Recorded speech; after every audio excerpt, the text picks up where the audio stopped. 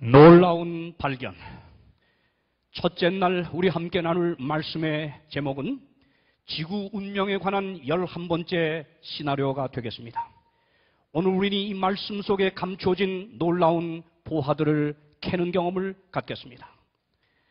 21세기를 살아가는 이 지구촌의 역사는 도대체 어디를 향해 가고 있는 것입니까?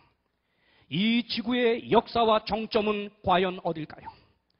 일찍이 유명한 역사가 토인비 박사는 말하기를 인류의 문명은 스스로 파괴하는 인자를 안고 발전한다 말씀했습니다. 그렇습니다. 인류는 오늘날 같은 현대 문명을 이룩하기 위해서 수많은 파멸의 인자들을 발생시켜 놓았습니다. 특별히 20세기 마지막 몇십 년 동안은 인류의 역사를 종말로 이끌어가듯 정말 끔찍스러운 파멸의 인자를 발생시켰습니다. 바로 그 인자들은 이런 것들이십니다. 환경 파괴로 인한 홍수와 해일입니다. 두 번째로는 대륙의 사막화와 대화재요. 그리고 세 번째로는 대기 수질 토질의 오염입니다.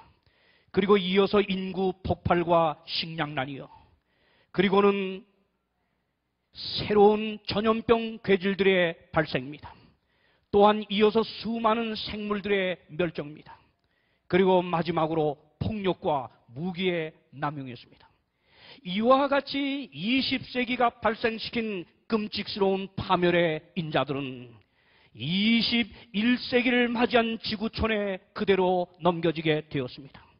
21세기 이 지구촌은 이 모든 파멸의 인자를 그대로 넘겨받은 채요. 바로 불안한 하루하루, 공포에 질릴 수밖에 없는 하루하루를 살아갈 수밖에 없게 되었습니다. 여러분, 오늘날 세상 곳곳에서 일어나는 이 수많은 재앙이나 재난들을 바라보면서 우리는 20세기가 넘겨준 파멸의 인자들 보고 무슨 생각을 하고 있습니까? 바로 이러한 때를 살아갈 미래를 내다보신 예수님께서 2000년 전에 이렇게 예언을 하셨습니다. 사람들이 앞으로 일어날 일을 생각하고 무소함으로 기절하리니 하늘의 골룸들이 흔들리겠습니다. 여러분, 이것이 바로 2000년 전에 예수께서 마지막 때에 살아갈 정말 앞으로 일어날 일 생각하면서 무서워할 수밖에 없는 21세기 사람들 향하여 주신 말씀이었습니다. 우리는 세상 곳곳에서 일어나는 이 수많은 파멸의 인자들을 바라볼 때 정말 앞으로 무슨 일이 일어날 것인가? 정말 상상도 할 수 없는 큰 재난, 재앙들이 일어날 것을 생각하며 무서워하며 끝내는 기절할 지경에 놓이게 될 것이라고 말씀했습니다. 여러분, 21세기를 막 시작하려던 2000년 바로 시작하려던 그때였습니다. 호주에서 발간되는 주말 신문에 온 세계인의 눈길을 끄는 한 기사가 실렸는데 그 말씀의 제목은요, 지금은 말세인가? 지구의 종말은 올 것인가 하는 제목이었습니다. 이 제목 아래 호주의 작가이면서 그리고 사회 비평가인 필립 애덤스는요, 아주 강한 어조를 띤 말로 그런 이야기를 이렇게 시작해 나갔습니다. 근본주의 기독교인들만이 말세를 기다리는 것은 아니라 한 세기와 한 천년기를 마치려는 이때의 우주론자들, 환경주의자들, 전염병 학자들, 미래학자들과 경제학자들 모두는 지구의 종말이 어떻게 올 것인지를 나름대로 장담하고 있다. 어떤 시나리오들은 대격변을 말하고 또 다른 시나리오들은 조용한 변화를 예견하지만 모두 하나같이 비관적인 미래를 장담하고 있다. 자, 이것이 바로 필립 애담스가 2000년을 막 맞이하는 지구촌을 향하여 한 말씀이었습니다. 그러면서 이 말씀과 이어지면서 지구 종말에 관한 10가지 가능한 시나리오를 발표했습니다. 그가 발표한 지구 종말의 가능한 10가지 시나리오의 첫 번째는요, 핵 또는 생화학 무기로 위협하는 테러리즘을 꼽았습니다. 두 번째, 지구 종말을 가능하게 하는 시나리오는 에이즈 같은 전염병을 꼽았습니다. 세 번째는 점점 커져가는 오존층의 파괴요. 네 번째 시나리오는 산림 파괴로 인한 산소의 고갈이었습니다. 네 번째 그리고 다섯 번째 시나리오는 지구와 행성 간의 충돌을 꼽았습니다. 여섯 번째 지구 종말에 가능한 시나리오는 유전공학의 발달로 인한 인간 복제를 꼽았습니다. 일곱 번째 시나리오는 근본주의자들의 극단전 신앙활동, 그래서 일어난 종족 분쟁, 아주 씨를 말리는 싸움들이었습니다. 여덟 번째 시나리오는 종족 간의, 민족 간의 분쟁을 꼽았습니다. 아홉 번째 역시 인구 폭발이었습니다. 그리고 마지막 열 번째 지구 종말을 가능하게 하는 시나리오로서 환경 파괴로 인한 대기와 수질, 토질의 오염과 기상변화, 대재앙을 꼽았습니다. 바로 이와 같은 것들이 필립 애덤스가 말한 10가지 지구 종말을 가능하게 하는 시나리오였습니다. 여러분, 일찍이 유명한 예언가 노스트라다무스나 크리스웰이나 에드가 카이시요, 그리고 짐 딕슨 같은 사람들, 이런 예언가들, 점성술사들 모두가 나름대로 세상 종말에 관한 예언을 하였습니다. 오늘날 이 세상의 여류학자들도요, 그리고 과학자들도요, 하나같이 세상 미래에 대하여 비관을 점치고 있다고 하는 것입니다. 그렇다면 여러분이시여, 21세기 지구촌을 살아가는 여러분과 저의 미래는 과연 어딜까요? 새 천년을 맞이한 지구는 과연 어디를 향해 이렇게 달려가고 있는 것일까요? 그리고 이 역사의 정점과 궁극은 무엇으로 끝날 것일까요? 정말 인류들이 이렇게 저질러 놓은 이 파멸의 인자들로 인하여 참여하고 말 것입니까? 나는 오늘 저녁 여러분을 점성술사나 예언가나 과학자들의 일치하지 않는 견해로 안내하기를 원치 않습니다. 천지는 변할지언정 1.1핵도 변할 수 없는 하나님의 살아있는 말씀으로 여러분을 안내하기를 원합니다. 여러분, 성경이 살아있는 하나님의 말씀, 영감의 말씀이라는 이 증거 가운데 여러 조건이 있습니다만, 그 중에 한 가지가 무엇이냐? 성경은 역사의 시작과 마지막까지를 끊임없이 예언하고 있다고 하는 사실입니다. 그런데 이 성경이 역사를 예언하고 있는데 성경의 예언이 한 번도 틀린 적이 없다고 하는 예언의 100% 성취성이 바로 성경은 하나님의 말씀이라고 하는 증거로 주장하고 있는 것입니다. 이렇게 확실한 증거를 갖고 있는, 예언 성취의 증거를 갖고 있는 하나님의 말씀, 우리에게 이렇게 담대히 말하고 있습니다. 우리 한번 다 같이 이 말씀을 한번 유목사와 한번 읽어보겠습니다. 내가 다 같이 시작. 내가 종말을 처음부터 고하며 아직 이루지 아니한 일을 옛적부터 보이고 이르기를 나의 모략이 설 것이니 내가 나의 모든 기뻐하는 것을 이루리라 하였노라. 네, 성경 미래를 끊임없이 예언하는 성경은 우리에게 말하기를 내가 종말을 처음부터 고해놨다. 여러분, 살아있는 하나님의 말씀으로 가서 우리가 말씀을 연구하자고 치면 정말 미래에 대한 하나님의 계획이 정말 적나라하게 펼쳐지는 것입니다. 내가 종말을 처음부터 고했다. 그러므로 이 홍명관 목사 같은 사람은 하나님의 말씀을 통해서 하나님이 미래에 대한 어떤 계획을 갖고 있는지 아주 환하게 꿰뚫어보고 살아가고 있으므로 아무리 파멸의 인자가 오늘 세상을 뒤엎을지라도요, 저는 결코 두려워하지를 않을 수가 있는 것입니다.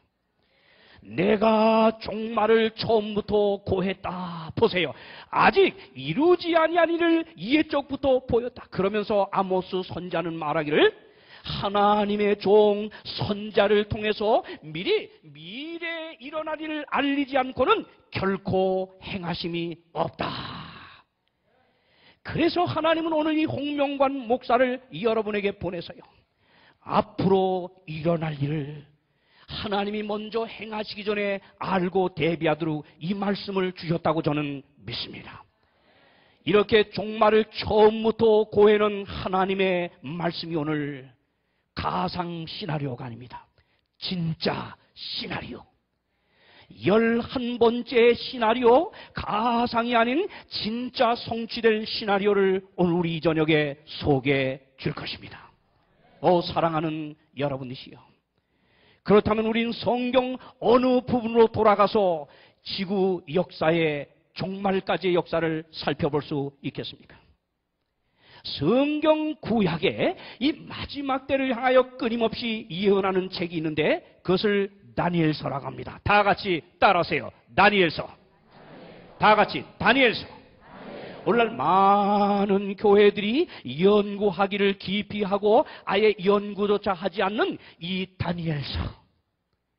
이 다니엘서를 깨닫지 못하고는 결코 세상 종말의 역사를 알래야 알 길 없습니다. 예수님께서도 말씀하시기를 마태복음에서 다니엘의 말한 바 멸망에 가증한 것이 거룩한 곳에 선 것을 보거든 읽는 자는 깨닫고 도망해라. 자, 보세요. 예수님도 이 마지막 때에 대하여 알길 원하면 다니엘서를 연구하였습니다. 다 같이 따라합시다. 다니엘의 시작.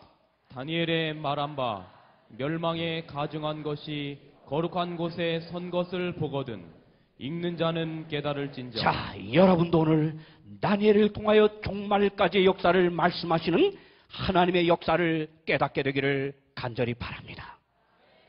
여러분, 다니엘 오늘 배울 2장은 모든 예언의 A, B, C라고 부르고 있습니다. 다니엘 2장 오늘 배운 이 말씀 예언을 이해하는 기초 위에서 그의 모든 예언을 연구하게 되어 있는 것입니다. 지금부터 2600년 전이었습니다. 기원전 6세기였죠. 2600년 전. 그 당시 근동지방의 최강국으로 군립한 나라가 바벨론이었습니다. 이 바벨론 나라가 세계를 지배하던 그때 왕이 누구였느냐? 느부갓네살이라고 하는 왕이었습니다. 그런데 이 왕은, 이 젊은 대왕은 과거 다른 나라들처럼 패망하는 나라가 아니라 자자손손 바벨론 나라가 계속 이어지는 만세 왕국을 꿈꾸고 있었습니다. 이렇게 만세 왕국을 꿈꾸는 이 느부갓네살 왕, 어리석은 왕에게 하나님이 꿈을 주셨던 것이었습니다. 그런데 하나님이 주신 이 꿈의 이유가 뭐냐? 이 어리석은 왕의 생각대로 바벨론이 자자손손 가는 게 아니라 하나님의 섭리와 계획에 의하여 역사는 움직이고 있음을 깨닫게 하게 하여 이 꿈을 주게 되었던 것이었습니다. 자, 그러면 이 꿈이 어떻게 이루어질까요? 2600년의 역사를 꿰뚫어 보도록 주신 다니엘 2장의 이 예언, 느부갓네살 왕에게 꿈을 주심으로 이 예언은 이제 펼쳐지게 되었습니다. 자, 그러면 이 예언의 시작이 어떻게 되는지 먼저 느부갓네살 왕의 꿈을 먼저 읽겠습니다. 다니엘 2장 1절 다 같이 큰 소리 읽겠습니다. 시작. 느부갓네살이 위에 있은 지 2년에 꿈을 꾸고 그로 인하여 마음이 번민하여 잠을 이루지 못한지라. 네. 다니엘 2장 1절은 지금 어떻게 시작하요? 느부갓네살 왕이 위에 있은 지 2년이 되었을 때 꿈을 꿨습니다. 그런데 그 꿈을 인하여 마음이 번민하고 잠을 이루지 못한지라. 무슨 말입니까? 꿈을 꾸긴 꿨어요. 아주 희한한 꿈을 꿨습니다. 근데 아침에 일어났는데 이건 잊어버려서는 안 될 꿈인데 그만 까맣게 잊어버린 것이었습니다. 얼마나 답답했겠습니까? 어디? 여러분도 뭔가 참 중요한 꿈을 꾸긴 꿨는데 아침에 일어나서 생각해 보려니 까맣게 잊어버렸던 경험이 있어요, 없어요? 있어요, 없어요? 예, 있어요. 저도 있습니다. 그런데 여러분이나 제가 꾸었다가 잊어버린 그 꿈은 개꿈이요, 개꿈. 예? 개꿈. 그런데 이 느부갓네살 왕이 꾸었던 꿈은 하나님이 주신 꿈이었습니다. 희한한 꿈이었습니다. 잊어버릴 수 없는 꿈이었는데 잊어버렸습니다. 너무나 답답한 나머지 이 꿈을 찾아내기 위해서 그 바벨론 박사, 박수, 점쟁이, 술객, 술사 다 불러들였습니다. 얘들아, 여봐라. 내가 간밤에 희한한 꿈을 하나 꾸긴 꿨는데 지금 까맣게 내 기억에서 사라졌는데 이 꿈을 내게 찾아내줘라. 그때 이 숙제를 받은 바벨론의 술사, 점쟁이, 또 뭐 박사, 박수 모두가요 뭐라고 말해요? 왕은 만세수를 하옵소서. 왕은 그 꿈을 종들에게 이르시면 우리가 뭐에게 해결하겠다? 해석하여 드리겠습니다. 무슨 얘기요? 지금 왕이 알길 원하는 건 해석이 아니고 지금 뭐요? 꿈, 잊어버린 꿈 자체를 찾아낸 것입니다. 이때 화가 난 이 왕이 말하길, 너희가 만일 내가 꾸었다 잊어버린 꿈을 찾아낸다고 하면 내가 큰 상급을 너희에게 줄 것이지만 만약에 내 잊어버린 꿈을 못 찾아내면 너희 몸을 쪼개어 걸음토로 삼아버리겠다. 여러분, 그 당시에는 왕이 한번 입을 열어 뱉은 말은 법이었습니다. 이제 절체절명의 운명에 놓이게 되었습니다. 그런데 이 바벨론 박사, 박수, 점쟁이, 술객 이들이 자기들이 섬기는 멜신 마루둑 신을 향해서 왕이 꿨다 잊어버린 꿈을 좀 찾아내게 해달라고 빌고 애원했지만 찾아낼 길이 없었습니다. 왜? 하나님이 주었다가 뺏은 꿈이기 때문에. 그래서 아무리 찾을래도 찾을 수 없어 끝내 뭐요? 이 바벨론의 박수, 박사, 술객 모두가 왕 앞에 나타나서 하는 말입니다. 왕의 물으신 것은 참 희한한 일입니다. 육체와 함께 거하지 아니하는 신들 외에는 이것을 보일 자가 없습니다. 뭐라고? 왕의 진노가 폭발했습니다. 다 죽이라고 했습니다. 근데 누구까지 죽게 됐냐? 보세요. 왕이 이로 인하여 진노하고 통분하여 바벨론 모든 박사를 다 멸하라고 하는데 누가 죽게 됐어요? 왕의 명령이 내림에 박사들도 죽게 되었고 누구요? 다니엘과 그 동무도 죽이려고 찾았다. 이거 억울한 거 아닙니까? 다니엘과 세 동무가 누구냐? 그 느부갓네살 왕이 유대 나라, 하나님의 그 백성들이 사는 유대 나라를 짓밟고서, 그리고 유대 나라 청년들 다 포로로 올 때 거기 아주 지혜가 뛰어나고 총명이 뛰어난 청년들을 뽑아내는데 그게 바로 다니엘이요 그 세 동무였습니다.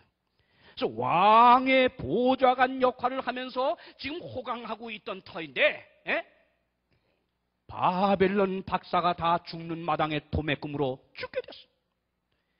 이런 절체절명의 위기에 빠진 다니엘, 그러나 이 위기를 그는 기회로 만들고자 결심을 했습니다. 이때야말로 살아계신 하나님을 왕에게 보여줄 절호의 기회구나 하면서 다니엘이 왕 앞에 제안을 했습니다. 다니엘이 들어가서 왕께 구하기를 기한만 주신다고 하면 내가 맞춰보겠습니다. 찾아내겠습니다. 그래, 네가 찾아낸다고? 그래, 한번 해봐라. 이 숙제를 받은 다니엘은 돌아와서 그의 세 친구 하나냐, 미사엘, 아사랴 세 친구와 함께 살아계신 하나님을 향하여 목숨을 건 기도를 드리기 시작했습니다. 그러나 여기서 다니엘은 언제나 위기 때 문제를 갖고 하나님을 향하여 간구하면 구하라, 그러면 주실 것이라는 하나님이 주실 것을 그는 믿었습니다. 이런 확실한 믿음을 갖고 간구를 했을 때, 그 목숨을 건 기도가 끝났을 때 드디어 하나님의 응답이 떨어졌습니다. 이에 이 은밀한 것이 밤의 이상으로 다니엘에게 나타나 보임에 다니엘이 하늘에 계신 하나님을 찬송하니라. 아멘입니까? 이렇게 정말 산 믿음으로 하나님 옆에 나가 간구한 다니엘의 기도를 들으시고 왕이 꾸었다 잊어버린 꿈을 계시로 환하게 보여줬습니다. 그리고 꿈만 보여준 게 아니고 그 꿈의 내용까지 낱낱이 설명해 주셨습니다. 신나는 마음을 가지고 다니엘이 그 다음날 드디어 왕 앞에 나타났어요. 왕이여, 왕이여, 이제 내가 왕 앞에 왕이 잊어버렸던 꿈을 알려드리겠습니다. 다니엘이 왕 앞에 대답하여 가라되 왕의 물으신 바 은밀한 것은 이걸 잘 보세요. 박사나 술객이나 박수나 점쟁이가 능히 왕께 보일 수 없으되. 자, 지금 다니엘은 이 이방나라 거만한 왕, 세계 최대 왕 앞에 지금 누구를 높이고 있어요? 누구를 높이고 있어요? 예?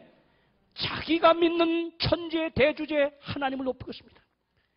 당신이 의지하는 이 벨신이나 마루둑신 이런 잡신들은 왕 당신이 꾸었다 잊어버린 꿈 그거 못 찾아내지만은 내 믿는 하나님은 이것을 이렇게 찾아냅니다. 오직 은밀한 것을 나타내실 자는 하늘에 계신 하나님이라. 그가 느부갓네살 왕 당신에게 그다음 말씀을 기억하십시오. 다 같이 언제 될 일이요? 다 같이 언제 될 일이요? 후일에 될 일. 오늘 말씀의 키포인트가 여기입니다. 언제요? 후일에 네, 될 일. 후일에 될 일을 왕께 알게 하신 것입니다. 아하, 오늘 왕이 꾸었다 잊어버린 꿈의 그 주제 총 그 결론이 뭐냐? 왕에게 하나님이 주신 꿈의 그 목적은 후일에 될 일이요. 바벨론 나라 느부갓네살 왕으로부터 시작해서 세상 끝날까지의 역사를 보여주는 거라고 했습니다. 이게 전제입니다. 이걸 꼭 기억하셔야 합니다. 후일에 될 일입니다. 자, 그러면 어떤 꿈을 주셨을까요?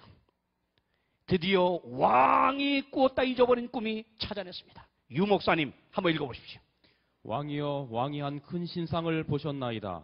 그 신상이 왕의 앞에 섰는데 크고 광채가 특심하며 그 모양이 심히 두려우니 그 우상의 머리는 정금이요 가슴과 팔들은 은이요 배와 넓적다리는 노시요 그 종아리는 철이요 그 발은 얼마는 철이요 얼마는 진흙이었나이다.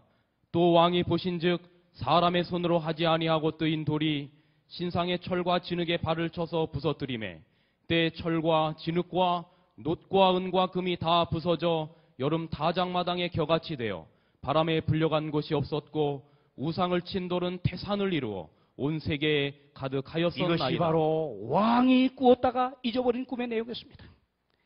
왕이요, 왕이 꿈 가운데 한 크고 번쩍번쩍 빛나는 신상을 하나 보시지 않았습니까? 이 말을 하는 순간 왕의 기억이 되살아났습니다. 기억 상실이 이제 끝났습니다. 맞다, 뭔가 번쩍번쩍 빛나는 큰 신상이 그래 하나 서긴 섰어. 그래. 그런데 그 신상의 머리가 금이 아니었습니까? 그리고 가슴과 팔은 은이었고 배와 넓적다리는 놋이었고 두 종아리는 철이었는데 그 발의 발가락은 얼마는 철이요 얼마는 진흙이지 아니었습니까? 그때 아마 왕의 기억이 막 살아나면서 이제 아주 흥미가 고조되면서 그런데 그 다음에 뭐 더 신기한 게 있었는데 뭐였지? 예, 왕이요. 그런데 왕이 그 큰 신상을 꿈에 보노라니까 저 공중에서 이거 주목하세요. 이거요. 예? 저 공중에서 사람의 손이 아니한 이게 중요합니다. 사람의 손과 상관없는 돌이 날라오더니 신상에 열 발가락을 때리지 않았습니까? 맞다, 맞아. 왕이 이제 바로 그 꿈이 생각나는 순간 아마 박수를 보냈을 겁니다. 그런데 그 신상을 친 돌이 태산으로 온 땅에 가득하였고 깨어진 신상은 여름 타작마당에 겨처럼 불려간 것이 없지 않았습니까? 이제 꿈이 살아나는 순간 왕이 너무나 신나고 흥분된 나머지 아마 해석을 초조하게 기다렸을 것입니다. 여러분이시여, 왕이 꿈속에서 본 신상은 바로 이것이었습니다. 크고 광채가 나고 특심한 이 신상, 왕 앞에 드디어 섰는데요. 이 신상의 머리는 정금이요, 그리고 이 신상의 가슴과 팔은 은이요, 배와 넓적다리는 놋이요, 두 종아리는 철이요, 그리고 발에 얼마는 철이요 얼마는 진이었습니다. 그런데 이런 신상을 보노라고 하니까 갑자기 저 공중에서 사람의 손이 닿지 아니한 돌이 오더니 신상을 내리쳤습니다. 어디요? 열 발가락이요. 신상은 여름 타작마당에 불려 겨처럼 간 것이 없었고요. 이 신상을 친 돌은 태산을요 온 땅에 가득했습니다. 이것이 바로 꿈이었습니다. 세상 끝날까지 보여주는 바로 예언의 꿈이었습니다. 여러분, 그렇다면 이제 해석은 어떨까요? 숨을 죽이면서 그 다음에 이어질 해석에 관심을 갖고 이제 느부갓네살 왕은 다니엘을 재촉했습니다. 야, 다니엘아, 그런데 그 해석이 어떻다고 하는 거야? 이때 다니엘이 입을 열어 해석을 할 때, 왕이요, 그 꿈이 이러한즉 내가 이제 해석을 왕 앞에 진술하겠다고 하면서 그 다음 말씀이 중요하죠. 뭐요? 왕은 곧 뭐다? 금벌입니다. 자, 여러분이 한번 느부갓네살 왕이라고 한번 바꿔 생각해 봅시다. 이때 자기가 신상 가운데 본 이 가장 중요한 머리 부분, 이 금머리, 번쩍번쩍 빛나는 금머리를 왕, 당신이 금머리입니다 했을 때 기분이 좋았을까요? 안 좋았을까요? 아마 모르겠도 느부갓네살 왕은 만면에 웃음을 지으면서 신나게 웃으면서, 다니엘아, 네가 믿는 하나님이 그 신상의 제일 중요한 그 금머리 부분이 나라고 하더냐? 예. 그런데 믿는 하나님이 사람 볼 줄은 아는구나. 아마 거드름을 피면서 이때까지는 너무 신이 나서 정신을 못 차릴 것입니다. 여러분, 하나님이 왜 바벨론을 금머리로 보여주느냐? 이유가 있습니다. 여러분, 바벨론은 605년 기원전이죠. 그리고 539년까지 약 70여 년 동안을 근동의 최강국으로 군림을 하였는데요. 왜 금머리냐? 이 느부갓네살 왕의 나라 바벨론이 드디어 발굴이 되었습니다. 1899년에서 1917년까지 약 18년 동안 이 독일의 골도베이라고 하는 그 고고학자가 지금 이라크 수도 바그다드 남동쪽 55마일 지점에 묻혀있는 바벨론을 발견했습니다. 그런데 오늘 발견하고 봤더니 이게 부분적인 사진입니다. 오늘날 현대 양식으로 꾸며봤을 때 대단한 성이었습니다. 정말 금머리라고 하기에 지당했습니다. 이 성 하나의 둘레만이 얼마냐? 16km, 약 40리입니다. 성의 두께가 얼마냐? 6 내지 7m에다가 그 다음에 성벽의 높이는 얼마냐? 10에서 20m. 그것도 내성 2겹에 외성 2겹. 여러분, 사성을 쌓아놓고 난공불락의 토성을 만들어 놓은 것이었습니다. 그리고 청동문에, 그리고 이 성 주변은 완전히 유프라데스 강, 이 해자, 유프라데스 강이, 아이고 어지럽네요. 뭐요? 해자를 둘렀습니다. 그래서 이 강물을 통해서 이 성을 또 보하니 정말 어떤 원수도 침략할 수가 없었습니다. 그리고 이 성 안에는 복합신전을 불리우는 에사킬라가 있었고요. 약 91m 높이의 신전 고탑 에테 메난키가 있습니다. 특별히 이 성에는 세계 7대 불가사의 중에 하나인 공중가고원이 서 있습니다.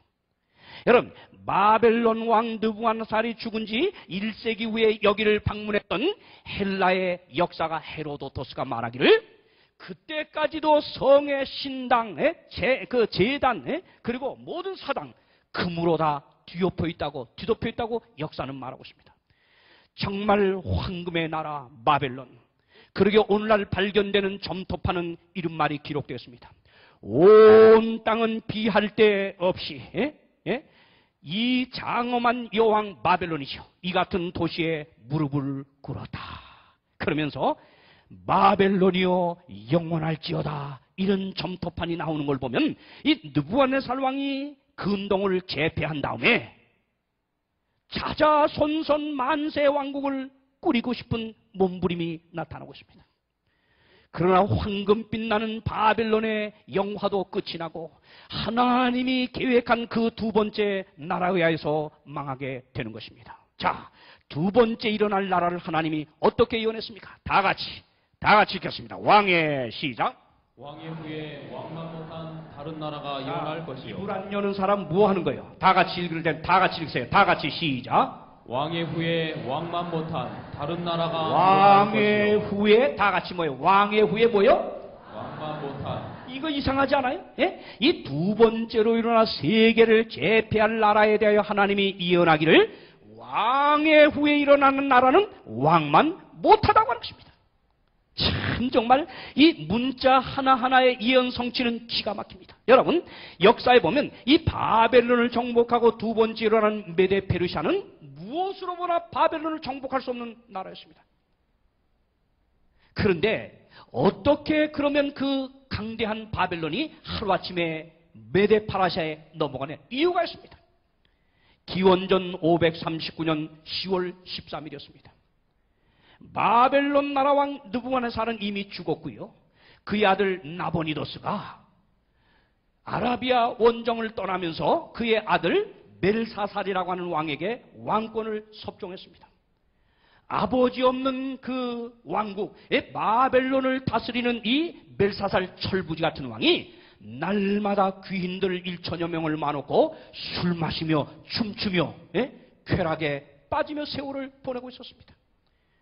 그러던 어느 날, 아니요 13일 날 갑자기 연회장 벽에 손가락이 나타나더니 글을 써내려가기를 시작했습니다. 이 소란을 떨며 즐기던 연회장에 갑자기 손가락이 나타나 글을 써내려갈 때 이걸 목격한 벨사살 왕이 얼마나 무서워 떨었든지 성경에 보면 어디 권 목사님 어떻게 떨었다 그래요? 어떻게?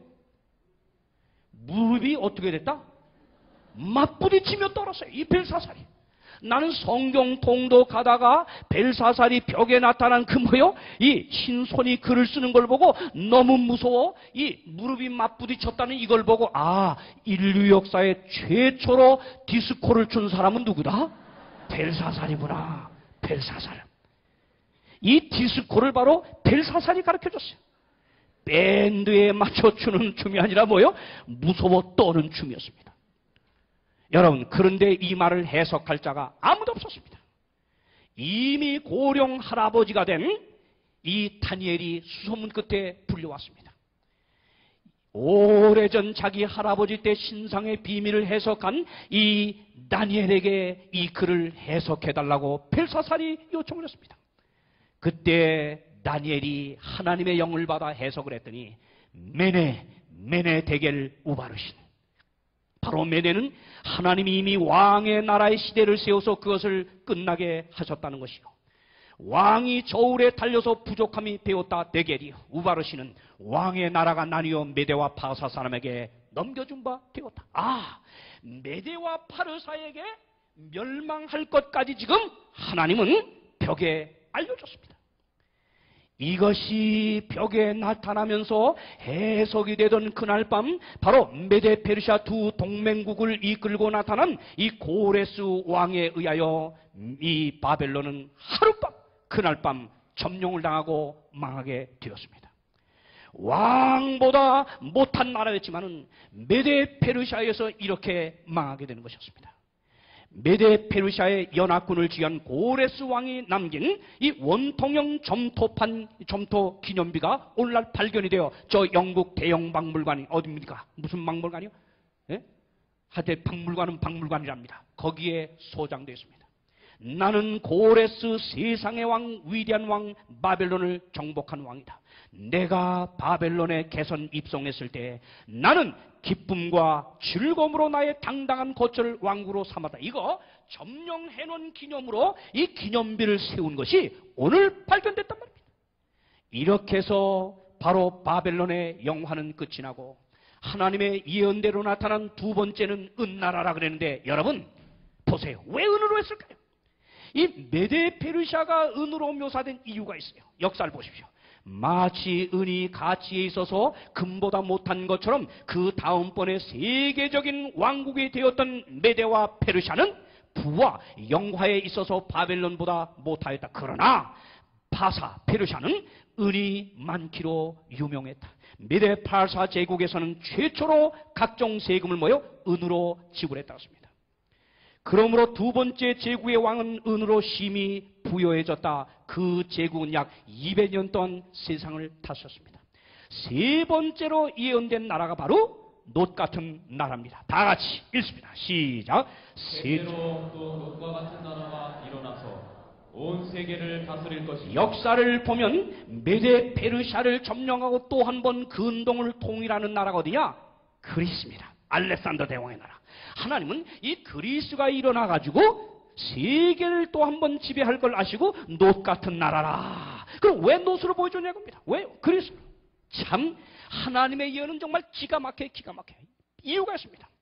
여기 역사는 아버지 필립 대왕의 선견 지명에 의해 학문의 아버지로 불리는 철학자 아리스토텔레스를 개인 교사로 교육받은 알렉산더가 헬라 문명의 화신이 되어 세상을 헬라 문명으로 구리처럼 이용시켰다고 하면서요, 고대 그리스 사람들은 구리 재련에 너무 탁월했기 때문에 고대 역사가들에 의하여 뭐요? 놋으로 뒤집어 쓴 그리스인이라. 야, 이 역사가 이렇게 기가 막히게 성취가 됐어요. 그런데 알렉산더 대왕이 25살에 세계 점령에 나아갈 때 놋창과 놋투구와 놋칼, 놋방패를 만들어 가지고 나간 거 우리 역사에서 읽지 않았습니까? 하나님은 이렇게 놋으로 세계를 지배할 나라 그리스를 놋 같은 나라라. 그가 가장 빠른 시간 약 8년 33살이 되었을 때까지 세상 점령을 마치고요, 인도 폴루스와의 정쟁을 끝으로 개선하여 입성하에 들어오다가 바벨론의 세계 수도를 건립하고자 계획하고 있던 중에 승전을 축하하는 이딴 폭음 끝에 술 마시다가 습지열에 걸려 33살에 요절하여 죽게 되었습니다. 이래서 헬라 마게도니아 왕국은 네 나라로 나뉘면서 점점 힘이 약해지다가 네 번째로 예언된 나라에 의하여 망하게 되는 것입니다. 네 번째 나라 어떻게 예언되는가? 다 같이 시작. 넷째 나라는 강하기가 철 같으리니 철은 모든 물건을 부서뜨리고 이기는 것이라. 철이 모든 것을 부수는 것 같이 그 나라가 문 나라를 부서뜨리고 네 번째 예언된 나라는 이번에 뭐예요? 철 같은 나라라. 금에서, 은에서, 놋에서 이젠 철, 제일 강한 나라입니다. 이 나라가 어느 나라냐? 모든 나라를 부수고 빻는 나라입니다. 여러분 역사를 봅시다. 헬라를 지배하고 일어나 세계를 지배하는 나라, 그건 로마였음을 역사는 분명히 밝혀줬습니다. 여기 에드워드 기본스 로마 제국의 쇠망사 제3권 634쪽은 말하지요. 나라와 왕들을 나타내는 금과 은과 놋의 우상들은 철의 제국 로마에 연속적으로 망했다. 여러분 로마는 철의 나라라서요. 로마가 얼마나 강했냐? 그는 한 번도 전쟁에 패본 일이 없을 정도로 전투에는 종종 졌지만은 전쟁은 지지 않았습니다. 그러면서 로마는 가는 나라마다 다 초토화하면서요, 모든 점령한 나라를 노예화시켰습니다. 그리고 모든 나라로부터 세금을 로마에 징수하게 만들었습니다. 로마는 500년 이상이나 거의 정복되지 않을 것처럼 보였다. 로마의 깃발은 영국의 도서에서 아라비아만까지, 북에서 사하라 사막까지 펄럭였다. 자, 역사가 기본은 마지막에 보세요. 로마의 힘에 저항하는 일은 죽음을 의미했고 거기에서 벗어나기란 불가능했다. 약 600여 년가량 이 세계를 지배한 로마를 하나님은 철나라. 그런데 이 철나라도 망한다고 하는 것입니다. 어떻게 망해요? 다 같이 크게 읽으세요. 왕께서 시작. 왕께서 그 발과 발가락이 얼마는 토기장의 진흙이요 얼마는 철인 것을 보셨은즉 그 나라가 나누일 것이다. 여러분 하나님의 예언의 말씀에 문자 하나의 예언의 성취가 얼마나 정확한가 보세요. 아주 두들겨 맞췄다고 할 정도야. 자 보세요. 여기 뭐요? 네 번째로 예언됐던 로마 철의 나라는 앞선 나라처럼 그 다음에 일어날 나라의 전쟁에 망하는 게 아니라 여기 하나님이 예언하기를 어떻게 망하겠다? 그 나라가 뭐요? 그 나라가 말씀 안 하실래? 그 나라가 뭐요? 나누인다 그랬어. 나눠버리겠다. 전쟁으로 망하는 게 아니고 나누인다. 이 예언이 정말 얼마나 정확히 성취된지 아십니까? 여러분, 로마 나라는 어느 한 나라에 망하는 게 아니라 성경의 예언처럼 나누인다 그랬는데요. 철과 진흙이 합하지 않은 것처럼 나누이는데요. 이렇게 망합니다. 로마의 분열의 원인은 두 가지입니다. 첫째는 세계 정복을 하고 태평세월을 보내다 보니까 온 나라로부터 걷어들인 세금으로 아주 사치, 방탕, 아주 죄악을 지면서 아주 쾌락 가운데 삽니다. 점점 도덕적으로 망하고 있었습니다. 그런데 또 하나의 원인이 뭐냐? 외적 요인은 게르만 민족의 이동이었습니다. 중국 한무제에게 쫓겨오는 이 흉노가 아주 전쟁을 잘했지요. 이 흉노가 내리밀리면서 로마 국경지대에 농고투, 소고투 쪽을 쳤습니다. 그러니까 흉노에게 쫓기는 이 농고투, 소고투 쪽이 어디로 왔느냐? 로마 국경 넘어 로마 땅으로 밀려 들어옵니다. 이 인종들이 서로 몰려들면서 로마 나라는 다른 인종과 섞이며 자연히 분열이 되고 있습니다. 여러분, 이거 역사가 이렇게 정확하게 성취되는 것, 하나님의 예언의 말씀의 성취임을 여러분 믿으시는 분 아멘 하십시오. 그래서 470년 기원 후에 로마는 10나라로 정확하게 나눠졌는데요. 그것이 오늘날의 이름 영국, 프랑스, 독일, 그 다음에 스위스, 그 다음에 포르투갈, 스페인, 아프리카 북부, 그 다음에 로마는 롬바르드, 농고투, 헤루라이가 세 개 합쳐버렸습니다. 이것이 오늘의 유럽이 되었던 것이었습니다. 여러분, 그런데 왕께서 철과 진흙이 섞인 것을 보셨은즉 그 다음 말씀 뭐요? 그들이 뭐요? 다른 인종과 섞일 것이나 로마가요. 그 다음 말씀 시작. 피차에 합하지 아니하니 철과 진흙이 합하지 않은 예, 절대 로마가 10나라로 분열된 다음에 그 이후에는 피차에 합하지 않는다. 세상 끝날까지 안 합친다고 했습니다. 이게 하나님의 예언입니다. 어떻게 성취되는가 보십시오. 안 합친다고 했습니다. 여러분, 유럽은 게르만 민족의 피로서 곧 같은 혈통으로 친족을 이루며 사는 나라들입니다. 그런데 옛날 로마가 지배했던 제국 로마 시절처럼 한 나라로 유럽을 통일해 보려고 역사를 보면 수많은 영호골들이 일어나서 그 통일을 시도했습니다. 특별히 신성 로마 제국 샤르망 대제가 통일을 기도하고 해봤지만 실패했습니다. 스페인의 찰스 5세도요, 프랑스의 루이 14도요, 프랑스의 나폴레옹도요, 다 실패했습니다. 나폴레옹 뭐라 그랬어요? 5년 안에 나는 세계 주인이 될 것이다. 예?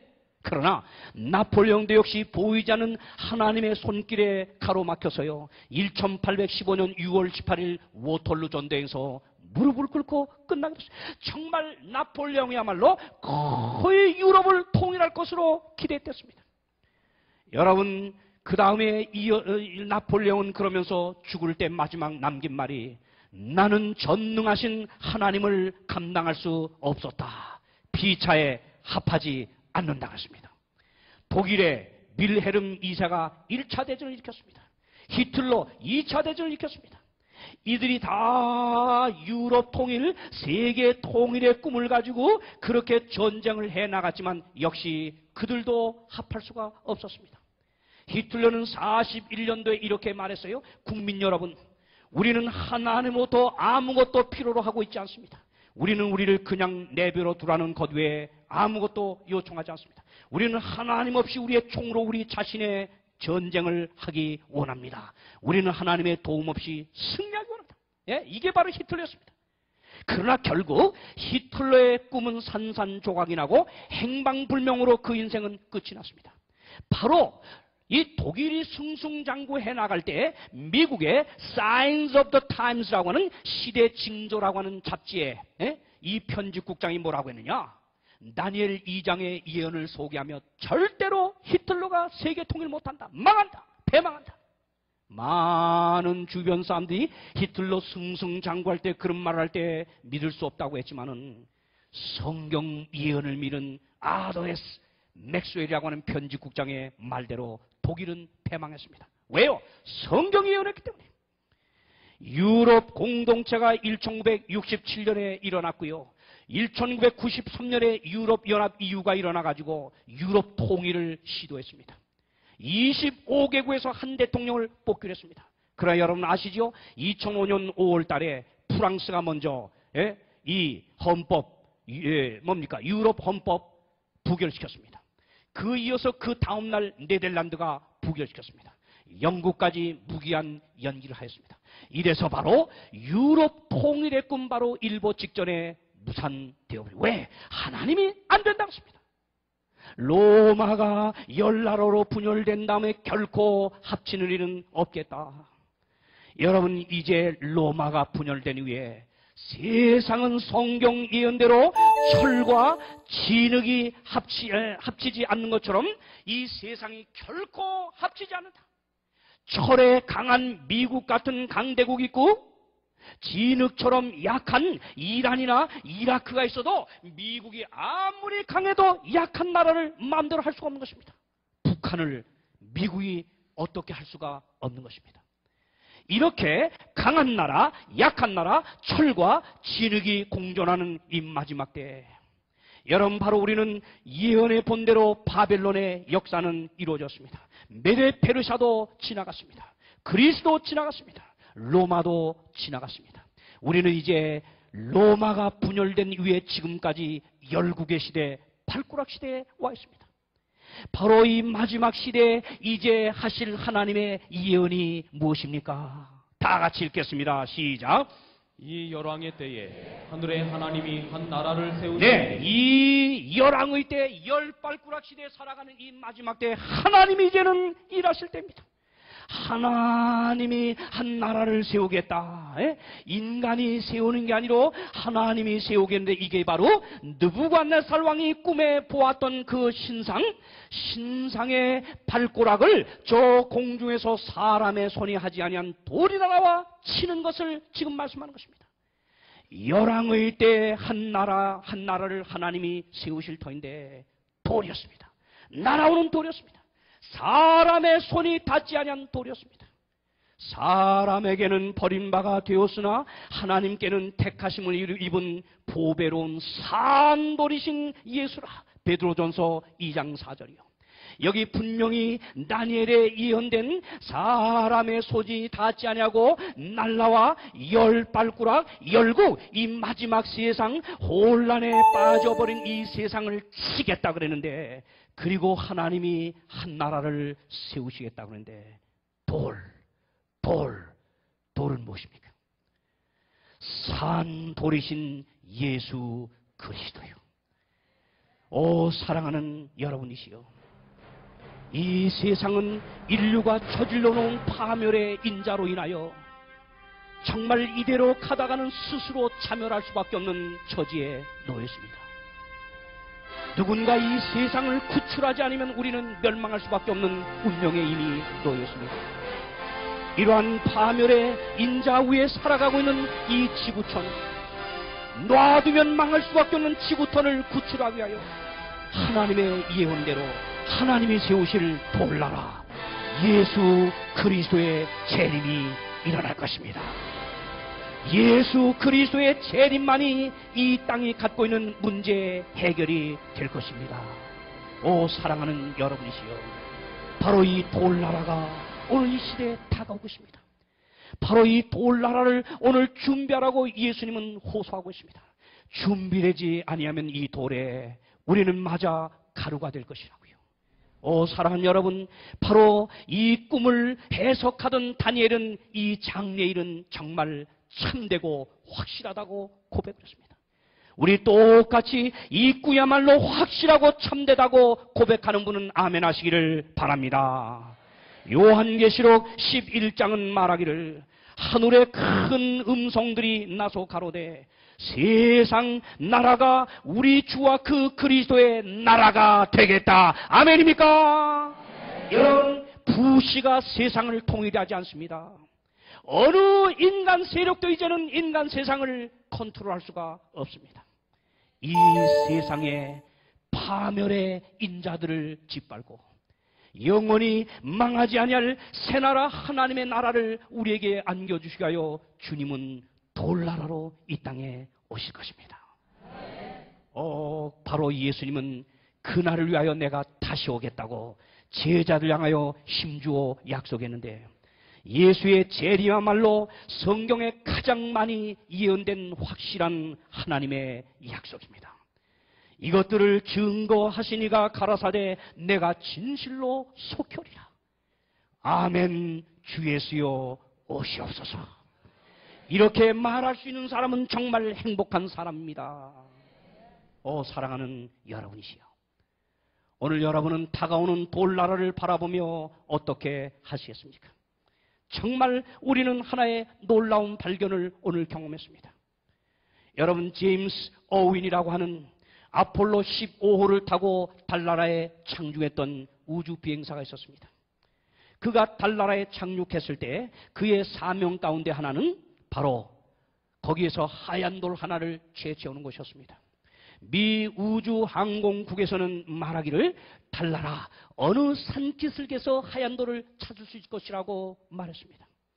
첫날은 그가 여러 곳을 다니며 흰 돌을 찾았지만 찾을 수가 없었습니다. 두 번째 날 그는 드디어 산기슭 바위 옆에서 그 문제의 하얀 돌을 채취하게 되었습니다. 그것은 돌이라기보다는 보석이라고 해야 될 것입니다. 왜? 이 돌이야말로 달의 표면을 연구할 수 있는 최고의 귀중한 돌이었습니다. 그가 이 돌을 갖고 이 땅에 왔을 때 영국의 패트릭 모라고 하는 과학자는 그것을 창세기의 돌이라, 제네시스 스톤이라고 했습니다. 얼마나 귀한 돌이었겠습니까? 이 돌을 갖고 귀환한 제임스 어윈은요, 이 돌과 똑같은 모형의 돌을 만들어 가지고 그는 선교사가 되어서 곳곳을 다니며 이렇게 간증을 했습니다.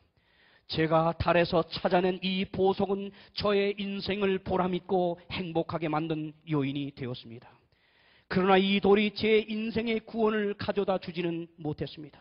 이 돌이 저의 고독을 해결해 주지 못했고, 이 돌이 저를 죄에서 건져내지를 못했고, 이 돌이 저를 죽음의 공포에서 구해내지 못했습니다. 그러나 다행히 저는 우주 비행선을 타기 30년 전 어린 시절에 이보다 더 중요한 보석을 이 땅에서 찾을 수가 있었습니다. 성경은 이 돌을 산돌이요 보배로운 모퉁이 돌이라고 부르고 있습니다. 그의 이름은 예수 그리스도이십니다. 여러분, 달나라에서 채취한 그 돌이 아무리 값진 돌일지라도 그 돌은 어윈을 변화시킬 수 없었습니다. 구원할 수 없었습니다. 행복을 약속할 수 없었습니다. 오직 산돌이신 예수 그리스도만이 어윈의 생애를 아름답게 변화시켰고 그를 구원했고요. 그를 죄에서 용서하시고 하늘나라 영생을 약속해 주셨습니다. 이 값진 돌을 발견하는 건 이것이 우리 인생에서 발견할 수 있는 최고의 발견이 아니겠습니까? 오늘 이 자리에 참석하신 여러분이요, 우리 위성을 통해서 인터넷을 통해서 시청하시는 여러분이시요, 우리 이 저녁 이 귀한 돌, 이 산돌 예수 그리스도의 돌을 우리의 삶의 소유로 삼기를 바랍니다. 이제 우리는 호소 창을 조용히 들으시면서 이제 호소의 창에 노래가 나올 때 여러분은 잠시 눈을 감으시면서 오늘 여러분 이 산도를 여러분 마음속에 영접하시기 바랍니다.